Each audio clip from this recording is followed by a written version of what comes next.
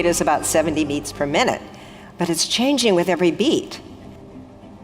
These beat-to-beat changes in heart rate create a pattern. The pattern of the heart rhythm is what's informing the brain. And we found from other neurocardiology research that the heart actually has its own little brain inside that can sense, feel, learn, and remember its own intrinsic nervous system, and it wasn't really discovered until the 1990s.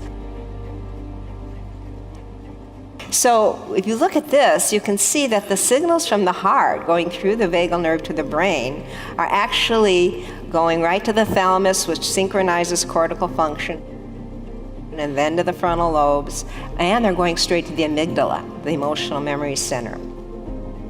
And the core cells of the amygdala actually synchronize to the heartbeat. So what we're feeling and what the heart rhythm pattern is doing is affecting what emotional memories come up. So stress and anxiety can come up, trigger the brain pattern match to an anxiety habit. Loving, caring, practicing heart coherence, that becomes more familiar. And the brain and the amygdala respond as a pattern matching computer.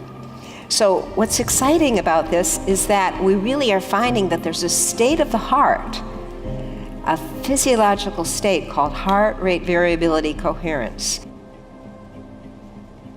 that we can train ourselves into to help change our baseline brain response to stress and our connection with our higher intuitive guidance. It's a big paradigm shift that the brain isn't controlling everything. That the heart actually sends more signals to the brain telling the brain what to do than the brain sends to the heart. Most of the traffic from heart to brain, 90% of it is afferent from the heart and the body. So picture heart intelligence as the flow of awareness that happens when the heart, brain, mind, and emotions are in coherent alignment. And that gives us connection more with the intuitive guidance. What gets us into heart coherent state more and more? It's that sincere shift out of the mind to the heart, like that beautiful meditation, letting it really shift to the heart center and really putting out love, care, compassion, kindness, appreciation. That increases what we call personal coherence. And as we increase our personal coherence, remember when we get stressed or angry and frustrated or worried, which is easy to do these days, we live on this planet and look what's happening. How do we learn to shift back quickly? How do we train ourselves so we have more of a strong baseline to get us back there quickly during the day-to-day, not just during meditations? If every heartbeat is putting out a powerful energy, that's what powers the brain and body, and it's beating what we're feeling in that heart rhythm pattern out into the world around us. So think of the heart's magnetic field as like transmitting the heart's pattern and information like a radio wave, like a radio station.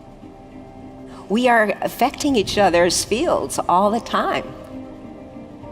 That means we can affect each other. We all know that intuitively, but to see it measured and to see how strong a role the heart plays in it, actually a priori to the brain, that means we all really need to pay attention to what's going on in our heart and our feelings. That human cognitive functions and emotions and behaviors are affected by each other's magnetic fields. And the Earth's magnetic fields are carriers of biologically relevant information connecting all life together and forming all life. And so we're all affecting this global information fields.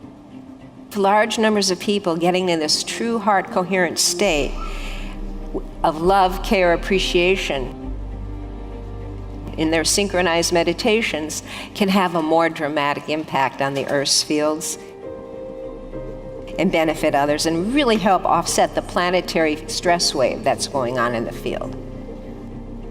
So this entrainment of our heart and brain and this entrainment between each other can lift the field environment and so lift the vibration of the field In fact, coherence is understood in physics terms all the way at the quantum level, down to nature, into the human level.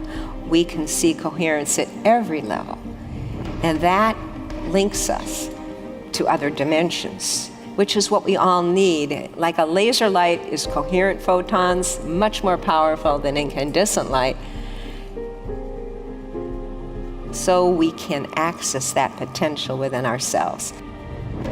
A first step for all of us to raise the vibration of the collective field environment is taking more responsibility for our own energies and what we're feeding the field each day, making it easier for others to connect with their higher potentials and increase joy.